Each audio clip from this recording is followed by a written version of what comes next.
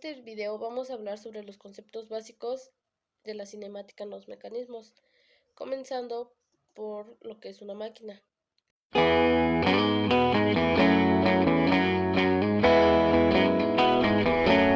La máquina es un dispositivo destinado a transmitir y transformar fuerzas y movimientos, que en la mayoría de veces estos disminuyen el esfuerzo necesario para realizar diversos trabajos.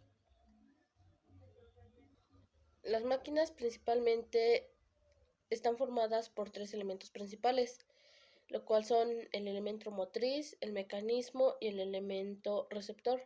El elemento motriz es el dispositivo que introduce la fuerza o el movimiento a la máquina.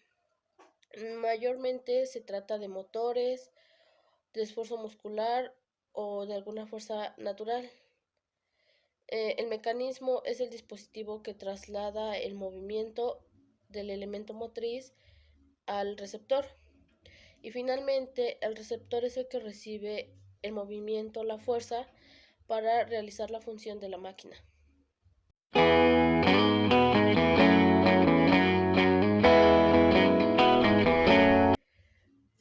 Cuando una máquina es sencilla y realiza su trabajo en un solo paso, se dice que esta es una máquina simple. Existen 6 tipos de máquinas simples. Uno de ellos es la palanca, el que es básicamente el más importante. Esta es una barra rígida que puede girar alrededor de un punto fijo. Este punto es de apoyo. La fuerza que se le aplica a la palanca recibe el nombre de fuerza motriz o potencial, y la fuerza que vence se conoce como resistencia. Otro es la polea, la cual sirve para subir objetos pesados a cierta altura. Esta se trata de una rueda por la que su parte externa pasa una cuerda.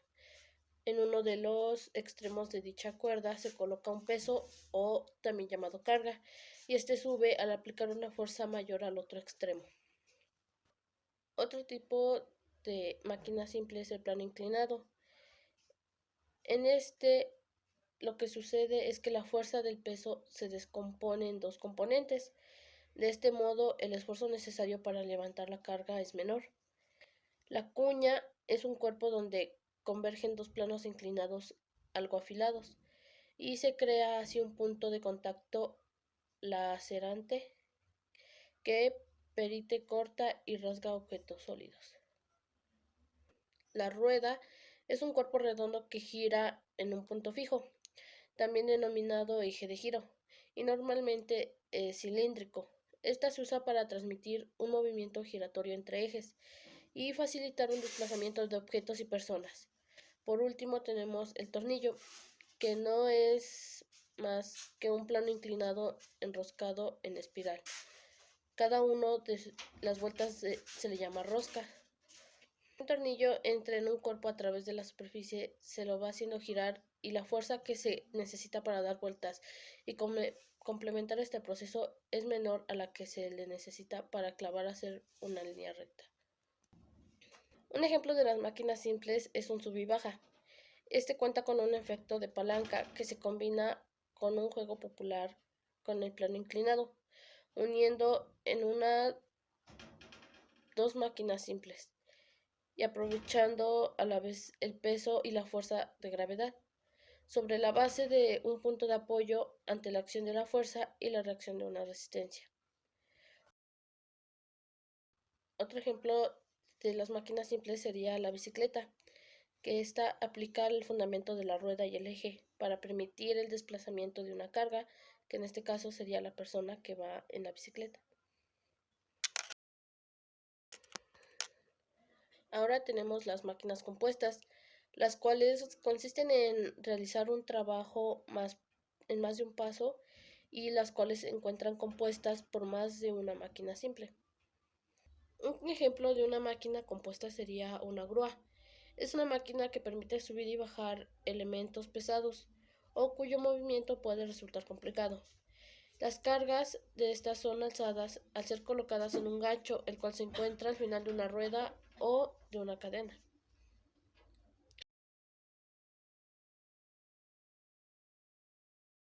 Otro ejemplo sería una cerradura. la cual es un mecanismo metálico que se incorpora en puertas o cajones y este se compone de una parte que impide que se pueda abrir. Ahora los mecanismos. Los mecanismos son las partes de las máquinas que se encargan de transmitir o de transformar la energía recibida del elemento motriz y que ésta pueda ser utilizada por los elementos receptores, los que hacen que las máquinas funcionen. Los mecanismos se pueden clasificar de diversas maneras, pero uno de los agrupamientos en función a los movimientos que producen los mecanismos se dividen en mecanismos planos, esféricos y espaciales. Los mecanismos planos son aquellos en los que todas las partículas describen curvas planas en el espacio y todas estas se encuentran en planos paralelos. En otras palabras, los lugares geométricos de todos los puntos son curvas planas, paralelas o con solo un plano en común. Esta característica hace posible que el lugar geométrico de cualquier punto elegido de un mecanismo plano se represente con su verdadero tamaño y forma real, en un dibujo o en una figura. La transformación del movimiento en cualquier mecanismo de esta índole se le llama coplanar. El mecanismo esférico es el que en cada eslabón tiene algún punto que se mantiene estacionario, conforme el eslabonamiento se mueve, y en el que los puntos estacionarios de todos los eslabones están en una ubicación común. La articulación universal de Hooke es el ejemplo más conocido de los mecanismos esféricos, ya que los eslabonamientos esféricos se componen exclusivamente de pares de revoltura.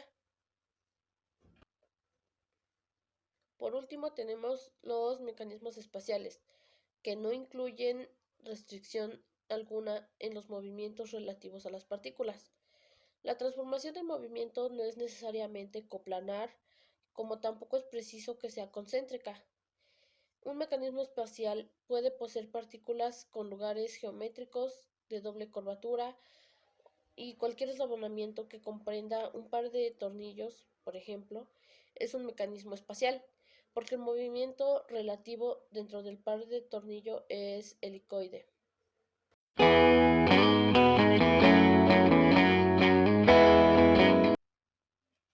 Los grados de libertad, también conocidos como grados de movilidad, son el número de parámetros necesarios para definir su configuración geométrica. Para calcularlos, principalmente se usa o se emplea la fórmula de Grubler, la cual nos indica que los grados de libertad es igual a 3 que multiplica a n-1 menos 2 por p sub 1 menos p sub 2, en donde g son los grados de libertad. N es referente al número de miembros del mecanismo. P sub 1 es el número de pares binarios de un grado de libertad. Y P sub 2 es el número de pares binarios de 2 grados de libertad. Esta ecuación es importante ya que esta nos permite determinar si encontramos mecanismos o estructuras y nos indica el tipo de mecanismo o estructura que nosotros poseemos. En este caso, si nosotros contamos con solo un grado de movilidad, se puede decir que es un mecanismo desmodrómico. Si contamos con 2 grados de libertad, contamos con un mecanismo no desmodrónico. Si tenemos 0 grados de libertad, estamos ante una estructura estáticamente determinada. Y cuando estamos con menos 1 grado de libertad, estamos ante una estructura estáticamente indeterminada.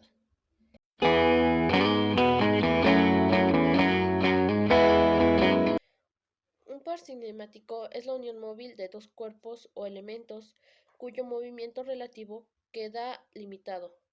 Un conjunto de piezas rígidamente unidas entre sí y que constituyen un eslabón de un mecanismo. Existen muchos tipos de pares cinemáticos en función al movimiento que restringen y los que permiten. Es muy habitual clasificarlos en dos grupos, que son pares inferiores y pares superiores. Los pares cinemáticos inferiores son aquellos que establecen la unión entre los eslabones a través de una superficie, y los pares cinemáticos superiores son aquellos que establecen una unión entre los eslabones a través del contacto teórico, según una arista o un punto.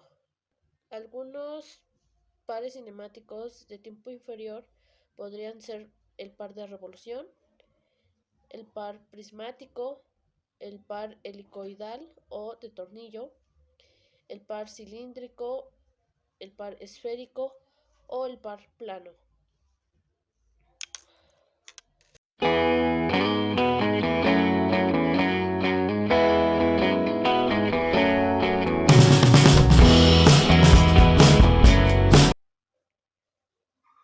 Una cadena cinemática es un conjunto de elementos mecánicos unidos entre sí por medio de acoplamientos esféricos o cilíndricos.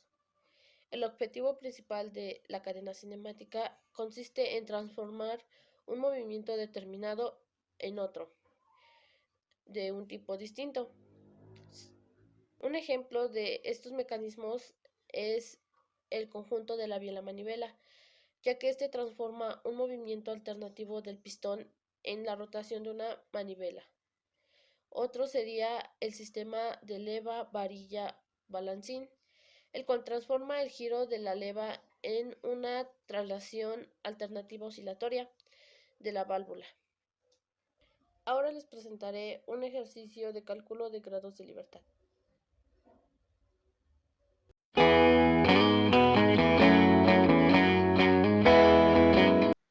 Ahora procederemos a grabar.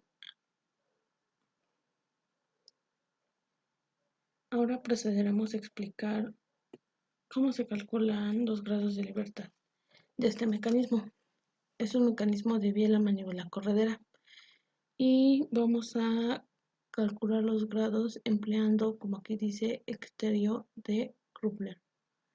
Primero, tenemos que la fórmula para los grados de libertad es igual a 3 que multiplica a n-1 menos 2 veces P sub 1 menos P sub 2. En este caso, n indica el número de eslabones. P sub 1 es el número de pares cinemáticos de orden inferior y P sub 2 indica el número de pares cinemáticos de orden superior. Ahora, iniciaremos indicando el número de eslabones. Los eslabones fijos que aparecen en la parte de abajo se cuentan como uno solo. Ahora tenemos el eslabón que va de A a B, el eslabón que va de B a C y la corredera, dando como total un número de eslabones de 4. Ahora procederemos a identificar el número de pares cinemáticos de orden inferior. Como podemos notar, son los puntos de unión de dos eslabones. Tenemos 1, 2, 3 y en la parte en la que la corredera se desliza sería 4. Entonces tenemos 4 pares cinemáticos de orden inferior. Ahora no tenemos en este mecanismo